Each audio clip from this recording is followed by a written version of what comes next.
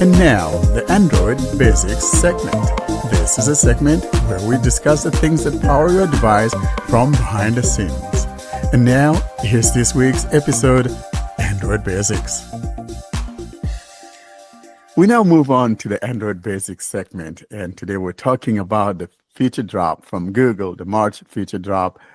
If you recall, the December drop was a big one, but this is also a very large update for Google devices. I'll just go through some of the items that we find here that are of importance, or maybe listing just about all of them, and we'll put it in the show notes. But here's what we got. So Gemini Live video and screen sharing. In other words, you would be able to do more with your Gemini Live later this month, including the ability to use the camera in recognizing things. Next, we have the AI-powered scam protection in calls and text messaging. This feature that first got hinted at back in December as a scam call detector is now becoming available for messages as well, and not only for Google devices, but for a lot of Android phones that use the Google messages.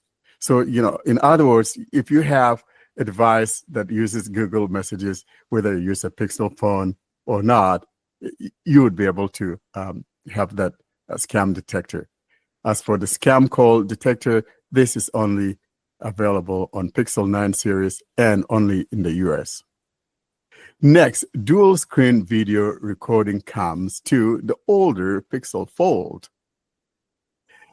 Next, the Add Me feature arrives for the Pixel 9 Pro Fold. In other words, you can take those group pictures and then add yourself to it. Next, the GoPro camera streaming with Pixel 9 series, finding a way to integrate the GoPro to where one could now stream using multiple cameras through the Pixel phone. I don't know how that works, but in other words, so you'd be able to control those things with your Pixel device, or use multiple devices or cameras, but through your Pixel 9 series.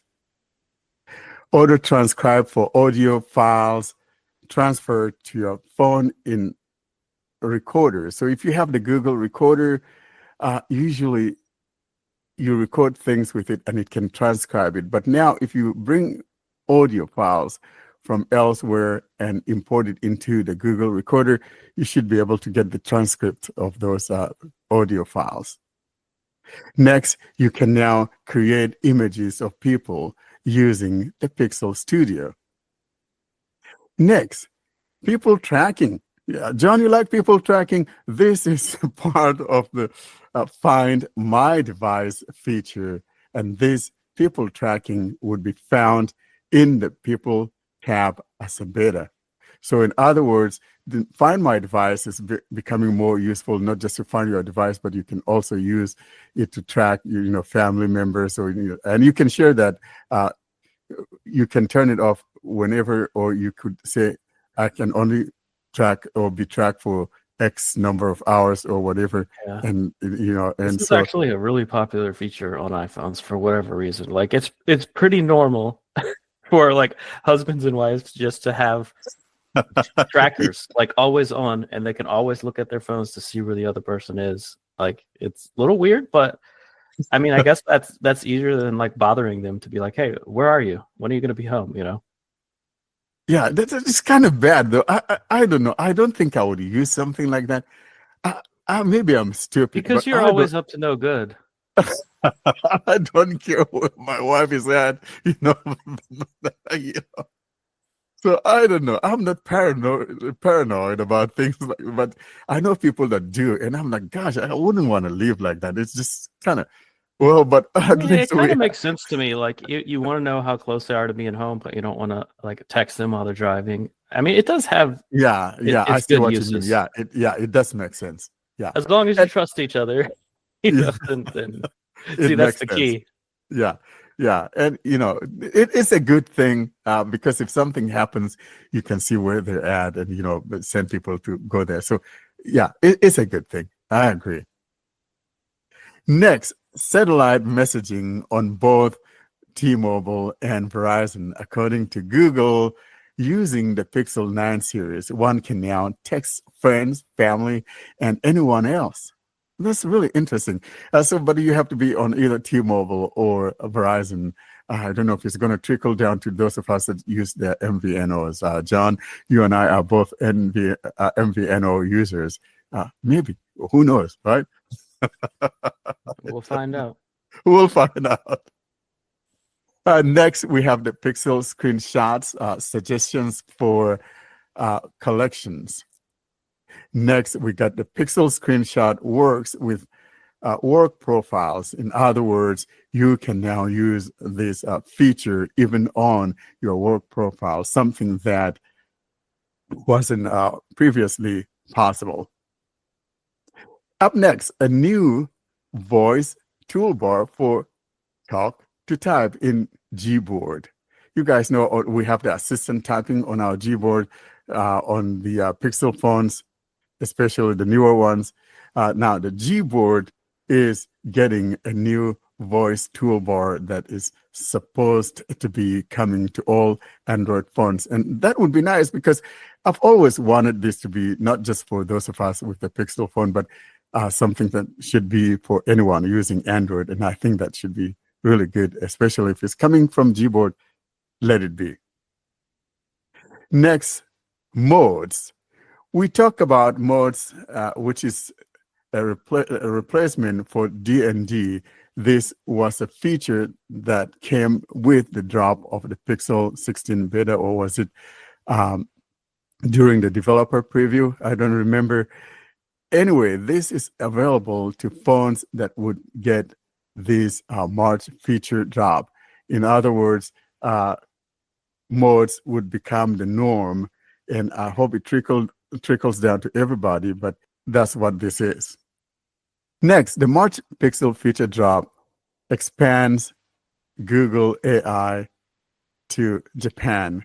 In Japan, Pixel owners can now use Pixel screenshots, Pixel Studio, CAI weather reports, and pollen tracker and AI summaries in recorders.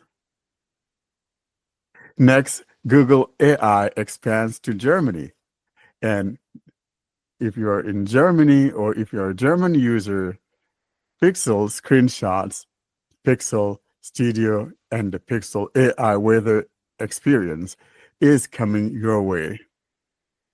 Next, satellite SOS expands to Europe, Canada, Hawaii, and Alaska.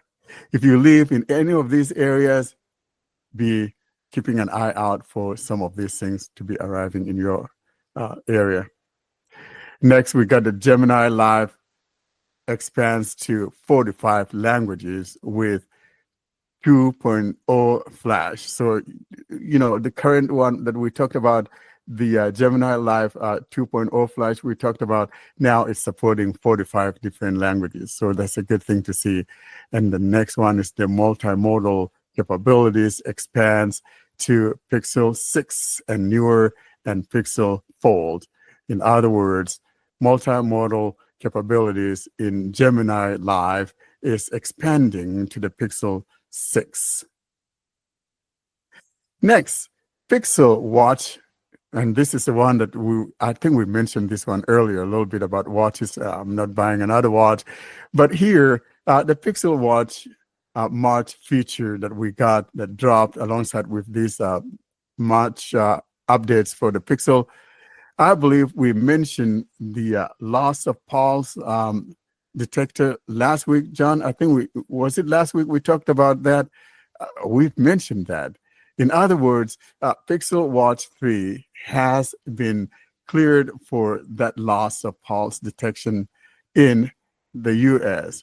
Alongside with that feature, the following features are also introduced to the updates. We got menstrual health for women on Pixel Watch 3, on-device menstrual tracking to help with logging of periods, viewing cycles, status, and the offering of predictions. I should have had Karine talk about this. So I'm kind of I was gonna say embarrassed. But yeah, in celebration of thank you. National Women's Day, they released this feature. That's what exactly it is. And John, you're brilliant. That's what. He's trying to compensate for what he did before. Yeah, Oh my gosh. Yeah. So great stuff there. Next, there's a greater step accuracy. There's an updated algorithm on all Pixel watches to try and track steps with greater accuracy. The next one, the auto bedtime mode on Pixel 2. In other words, this feature that used to be found only on the Pixel 3, Pixel Watch 3 is now available on the Pixel 2. This feature will detect when you fall asleep, and once it kicks into place, it would both turn off watch faces, disable those notifications. You guys know I don't like notifications anyway. Thus preventing distraction when you are asleep, and will resume normal duty once it realizes you are awake. Fast forward, rewind, and playback speed controls. This is something that would be arriving on all available watches. So if you have any of those watches, those are some of the things to look forward to. And that would be it for, the watches, and also for the Pixel drop for the month of March. and I think it's worth mentioning that this time around, this is the final feature drop, because in June, when we would normally get the next feature drop, we're actually going to be getting Android 16. That's right. And so the next feature drop is not going to be till, especially for the watch, it's going to be not going to be again till June. But, in June, of course, we're going to have that brand spanking new Android 16, like John mentioned. So we're looking forward to it. I think we're in for a good treat here, something to look forward to. So I have a question. Actually, I know this has been discussed on the Telegram group regarding the lost pulse detection. Is it called like this? So what's the point? I didn't actually read the article that Jerry, I think, shared, and I'm not really a watch person, but well, what's the point about all of this? So what does it do actually? So the whole idea, though, for some reason, I thought we talked about it on our podcast, but like you said, I think it was on the Telegram group that we were probably talking about. So what it is that I can see its usefulness. For example, if you have an elderly person that probably live on their own and things like that, if that pulse is not being detected, it will send out that SOS, or whoever you've configured to have, those notifications sent to them. It will send it to let you know something odd is going on here. I'm not feeling any, pulse from this person. And so, you could either have emergency care rush there, or you could rush there yourself. So it's a good thing. It got approved here by the people in charge. And so I see its usefulness, especially for people like that. And also, God forbid, your one is in an accident or whatever. I don't know, but they're always thinking ahead.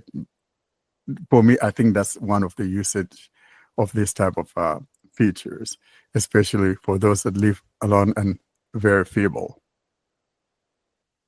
Yeah, I agree. Actually, there are people who die and they are just not discovered until maybe 3 days or 4 days, which is something really, like, it's heartbreaking to have someone that for this period of time without being discovered. So I think, yeah, this could be something useful, especially if the person could get a watch and have it like send the the emergency message to, for example, the Red Cross or any service in the country, like if the person doesn't have anyone to help or doesn't have friends or family members or stuff, so those people could just send the message to maybe emergency services of the country or any something like this. I think this would be great.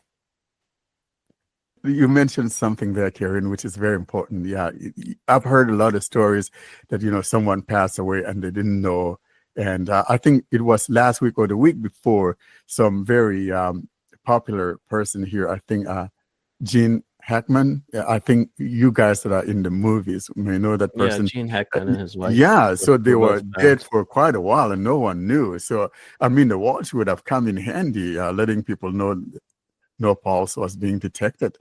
So seriously, it's a good feature. And I think people that live on their own should have this, especially if they're up there in years.